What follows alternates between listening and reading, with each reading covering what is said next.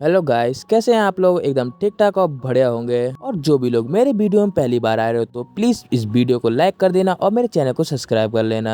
और जिन लोगों ने भी इसका पहला पार्ट नहीं देखा तो पहले उसको जाकर देखें। तो चलो वीडियो को स्टार्ट करते हैं। एपिसोड की स्टार्टिंग में हमें पैलेस दिखाया जाता है जहाँ पे सूचन और बाइली साथ में नहा रहे होते हैं। तभी बाइली बोलती है, सिस्टर क्या तुम मेरे बालों को धो सकते हो जैसे तुम पहले धोया करती थी। लिंगर को तब ज्यादा पसंद आता है जब आप ही बाल धोती हो। ये बात सुनकर सूजन शर्माने लगता है और अपने मन में कहता है, मैं उसके साथ इतनी देर तक नहाते रह नहीं सकता वरना सच में कुछ गलत हो जाएगा। इतना सोचने का सूचन कहता है, सिस्टर मैं नहा चुकी हूँ, अब मुझे वापस जाना चाहिए और अब लिंगर को खुद ही नहाना चाहिए। ये बात सुनकर बाइली अपना मासूम सा चेहरा बनाते हुए बोलती है, क्या तुम थोड़ी देर और लिंगर के साथ नहीं रुक सकती सिस्टर। इतना मासूम सा चेहरा देखकर सूजन कुछ बोल ही नहीं पाता। बाइली फिर से कहती है, जब से उस डॉग एम्परर ने तुम्हें अपने बाहों में लिया था तब से तुम लिंगर के साथ और भी कम वक्त बिता रही हो। ये बात सुनकर सूजन अपने ख्यालों में खो जाता है और अपनी छोटी बहन की बातें याद करने लगता है, जहाँ पर उसकी छोटी बहन कहती है, तुम फिर से बाहर जा रहे हो, क्या तुम थोड़ी देर रुककर मेरे साथ नहीं खेल सकते। ये बात सुनकर सूजन अपनी बहन का सिर हिलाते हुए बोलता है, ठीक है मैं थोड़ी देर तुम्हारे साथ खेलता हूँ, बस थोड़ी सी देर। ये बात सुनकर उसकी बहन खुश हो जाती है। ये सारी बातें सोचकर सूजन अपने मन में कहता है, वैसे भी काफी टाइम हो गया है, मैंने फादर मदर लिटिल सिस्टर का हाल नहीं पूछा, मुझे जल्दी से उससे मिलने के लिए मौका निकालना चाहिए। इतना अपने मन में कहने के बाद फिर सूजन कहता है, ठीक है पर ऐसा रोने वाला चेहरा बनाना बंद करो, मैं तुम्हारे बाल धो दूंगी। इतना कहने के बाद सूजन अपने मन में कहता है, बस मुझे थोड़ी देर और रुकना है। ये बात सुनकर बाइली खुश होते हुए सूजन के चिपकते हुए बोलती है, मुझे पता था तुम इतनी भी हार्टलेस नहीं हो सिस्टर। फिर सूजन घबराते हुए बोलता है, रुको इतना चिपको मत मुझसे। उसके बाद बाइली को देखते हैं, सूजन उसके बालों के ऊपर शैम्पू करते हुए कहता है, तुम सच में बहुत तंग करती हो। ये बात सुनकर बाइली हंसने लगती है। तभी बाहर एक नौकरानी आ जाती है और कहती है, कॉन्क्यूवाइन जाओ, लेडी यांग ने आपके लिए खास लंच बनाया है, प्लीज उनके चैम्बर में जाकर उनके साथ शामिल हो जाइए।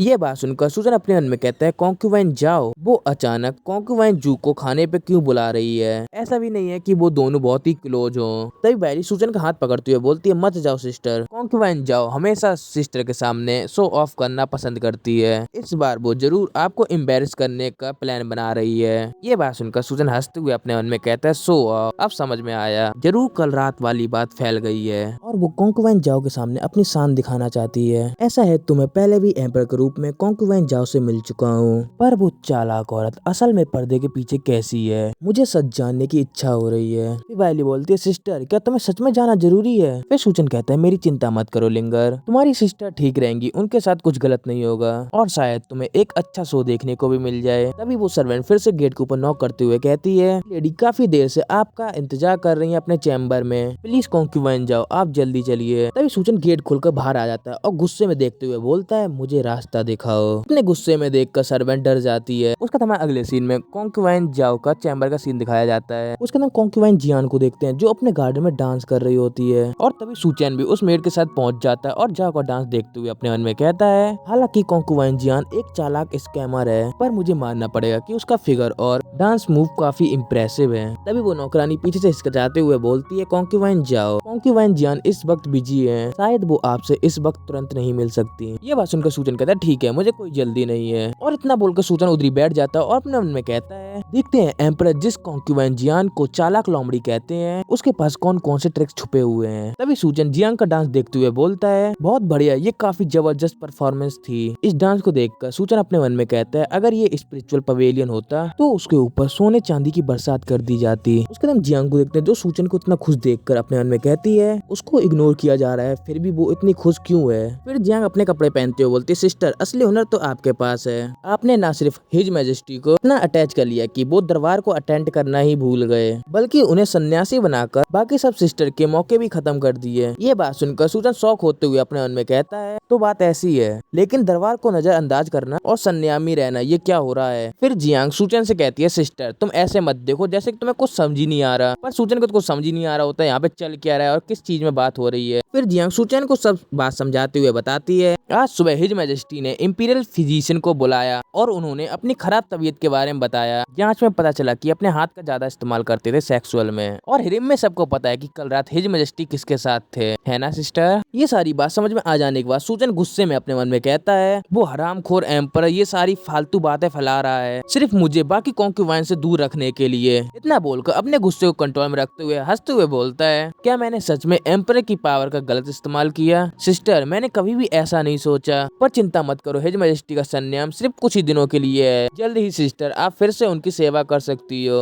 फिर जियांग बोलती है, तुम्हें शायद एम्पायर की किस्मत नहीं मिली सिस्टर, तुम डेफिनेटली उस रोल को प्ले करने की कोशिश कर रही हो, पर तुम्हें पता है हरम की सारी सिस्टर तुमसे नफरत करती हैं। हम सभी सिस्टर हैं, इसीलिए मैं तुम्हारे लिए बीच का रास्ता निकाल दूंगी। बस तुम ये दवाई का बॉयल पी लो और मैं ये इंश्योर करूंगी कि कोई भी तुम्हें परेशान ना करे। ये बात सुनकर तो सूचन के तोते उड़ जाते हैं और कहते हैं, दवा? कौन सी दवा? फिर जियांग बताती है, हिज मैजेस्टी के पास कोई भी संतान नहीं है, मैंने स्पेशली ये फर्टिलिटी दवा तुम्हारे लिए मंगवाई सिस्टर। आखिर हिज मैजेस्टी बूढ़े हो रहे हैं और उनके पास अभी तक कोई बच्चे नहीं है। कॉन्क्यूबाइन के रूप में हमारा फर्ज है उनकी चिंता कम करना। तभी वहाँ पे वो मेड आ जाती है वो दवा लेकर। ये देखकर सूचन कहता है, सिस्टर मैं प्रेग्नेंट नहीं हूँ, मुझे फर्टिलिटी दवा की कोई जरूरत नहीं। इतना कहने के बाद सूचन अपने मन में कहता है, फर्टिलिटी दवा ये क्लियरली एबॉर्शन की दवा है, क्योंकि ये एक आदमी के लिए पीना सेफ है। तभी सूचन के सामने वो मेड दवाई का बॉयल रख देती है और उस बॉयल के अंदर से काला कलर का धुआं निकल रहा होता है। ये देखकर तो सूचन शॉक हो जाता है। तभी जियांग कहती है, प्लीज सिस्टर इसे पी लो, फिर चलकर हिज मैजेस्टी की चिंता कम करते हैं। इतना बोलने के बाद जियांग हंसते हुए अपने मन में कहती है, चाहे तुम प्रेग्नेंट हो या ना हो, अगर तुम इसे पियोगी तो रिजल्ट खुद ही सामने आ जाएगा। मैं यहाँ सिर्फ एक ऑर्डिनरी कॉन्क्यूबाइन के रूप में आई थी फ्री मील लेने के लिए। इतना ही कह पाती और अपने बारे में कुछ और बता पाती। तभी सूचन उस दवाई को नीचे फेंक देता है। ये देखकर जियांग एकदम से शॉक हो जाती है। तभी सूचन चिल्लाते हुए बोलता है, हिज मैजेस्टी और मेरी बात है तुम्हारी चिंता की चीज नहीं है। फिर जियांग गुस्से में कहती, तुम्हारी हिम्मत कैसे हुई? अपनी मेड से कहती है उसको जाके पकड़ लो।